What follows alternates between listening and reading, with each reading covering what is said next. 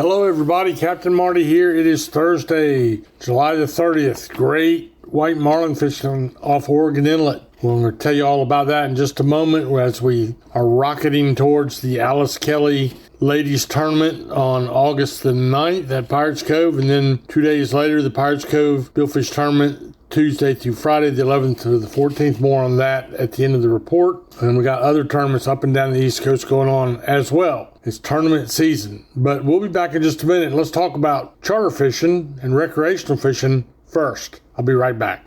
Wake up to the sights and sounds of the Atlantic at Colonial Inn Motel in Nags Head. This oceanfront property offers a variety of comfortable guest rooms and spacious apartments, making it a great choice for couples, families, and extended beach vacations. Located next to Nags Head Pier, you're just steps from beautiful Outer Banks ocean views, surf fishing, and multiple dining options. Spend your days relaxing on the beach or cooling off in the outdoor pool before enjoying a beautiful coastal sunset. Go online to visitobx.com. Colonial Inn Motel is your gateway to a classic OBX escape. Hey y'all, Captain Marty here. And when I was looking for a top quality mower, I went to the best. And the best is A&W Sales in Pinetown. Now at A&W Sales, they carry top quality brands like the Bad Boy zero-turn mowers, of which I own one now for 15 years. American-made, heavy-duty machines built to handle anything from backyard touch-ups to commercial jobs. They've proudly sold and serviced Bad Boy mowers for over 15 years. How about if you're in need of a trailer? A&W Sales carries the full line of Big Tex trailers, the best-selling trailer brand in the entire nation. Visit them in-store or online at awsalesnc.com, where tough equipment meets trusted service.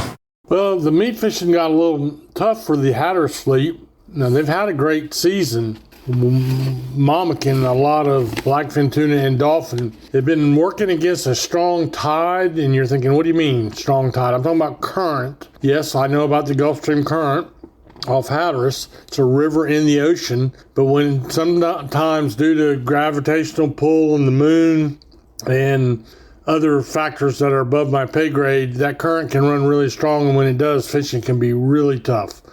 So it's just a few dolphin, a few blackfin tuna, a few wahoo, and the fact that they have amberjacks in their report tells me it must have been a little bit on the tough side.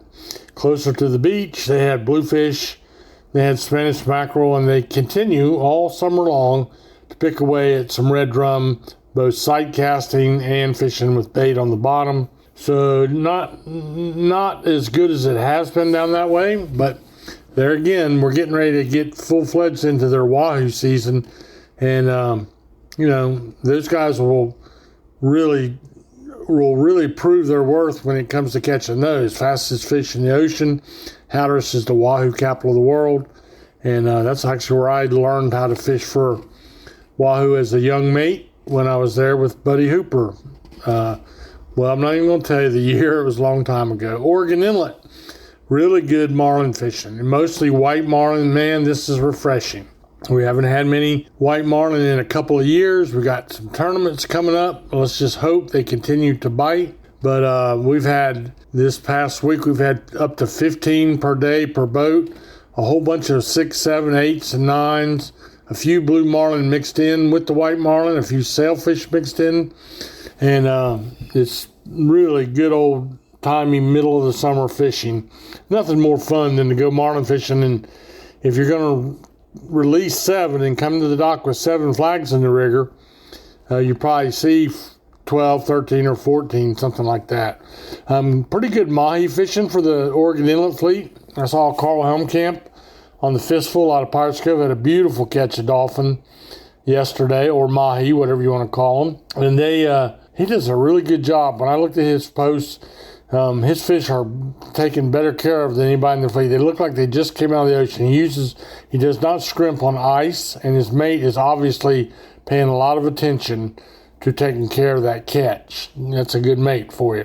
Inshore, a little bit of improvement. They've had a tough go of it this summer so far around the inlet, but there were quite a few things. A lot of these look down or moonfish are kind of like cousins, but a lot of look downs, I mean a lot of them. I don't think I've ever even talked about them before other than this week.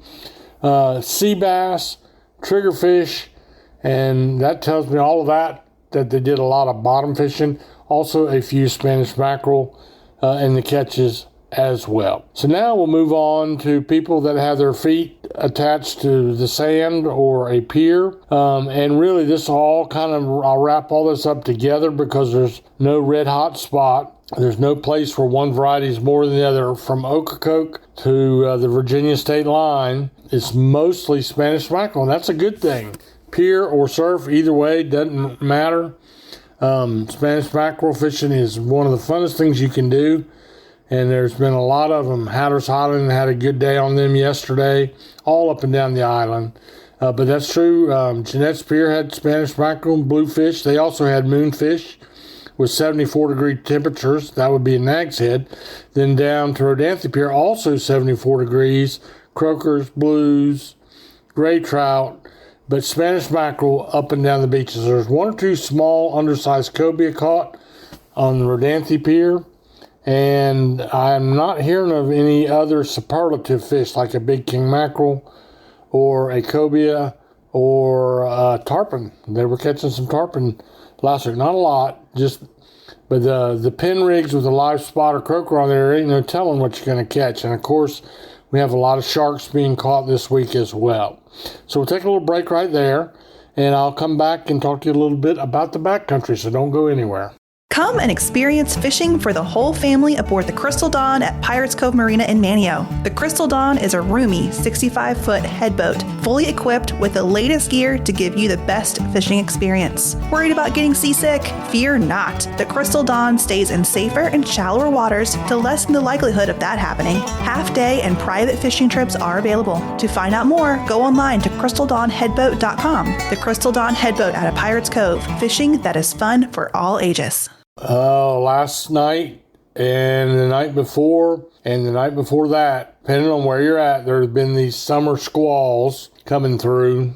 And let me tell you something. The night before last, it was a light show. A lot of lightning, rain, more rain. We needed the rain. I think it's pretty much busted the drought, which made for a hard year for me gardening. But you want to be careful with these things when you're out there because that drum fishery is a nighttime fishery. But it goes on and it's picking up a little bit. I know Rick Scarborough on the Spectacular Fish down on Hatteras, he was back in the Sound. He's been catching a few trout, a few drum, bluefish as well. You know what I'm not hearing of that we talked about all through the early part of the summer was the sheephead bite seems to have slowed down. I'm a little bit surprised to say that. Somebody maybe will correct me on that. But drum fishing mostly at dusk and dark and more a widespread area to look for them. But still, it's still really the advanced level type of fishing and requires a good game plan, top shelf rigs, and you can spare no expense on what you're carrying. And you got to file a good float plan because people need to know where you're at when you're out there in the middle of the night. So keep all that in mind. And that's about it for our fishing report for today. As I said in the beginning, the Alice Kelly tournament, we're looking at maybe 150 boats at Pirates Cove. That's the largest tournament, but it's one day, it's women only, and it's a hoot to come around, and it's open to the public. You can walk the docks, you can buy a ticket to eat, but it will be the most crowded day at Pirates Cove. And then we'll have a day off, which will be the Monday, and then we jump right into the Pirates Cove Billfish tournament. We're really hoping for 80 boats in that tournament. And both of these tournaments support major charities on the Outer Banks, and we couldn't do it without the volunteer force that we have from all around the community and with the help we have from our sponsors. So we will let you know next week how you can listen live and follow along with every development. So stay tuned, keep checking in, and we'll let you know how to do that. Meanwhile, go out and wet a line. You know what? You're not going to catch them in the motel room. So get up, fish early, and let the good Lord bless you richly.